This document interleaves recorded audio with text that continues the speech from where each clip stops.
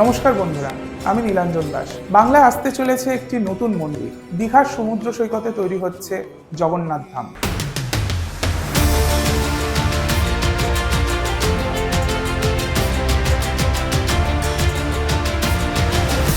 আগামী 30শে এপ্রিল অক্ষয় তৃতীয়ার দিন উদ্বোধন হতে চলেছে এই মন্দির, যেটি উদ্বোধন করবেন আমাদের রাজ্যের মাননীয় মুখ্যমন্ত্রী মমতা বন্দ্যোপাধ্যায়। 3 বছর আগে 2022 সালে অক্ষয় তৃতীয়ার দিন এই মন্দিরের ভিত্তি স্থাপন হয়েছিল এবং 3 বছরের মাথায় আমরা পেতে চলেছি এই মন্দির।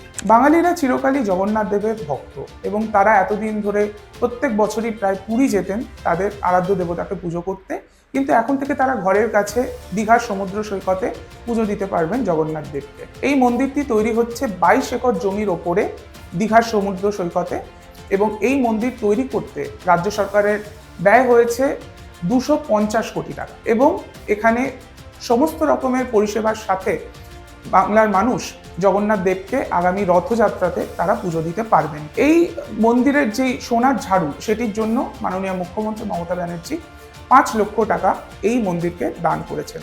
তাই আসুন আমরা চোখ রাখি আগামী 30শে এপ্রিল এই মন্দিরের উদ্বোধন নিয়ে।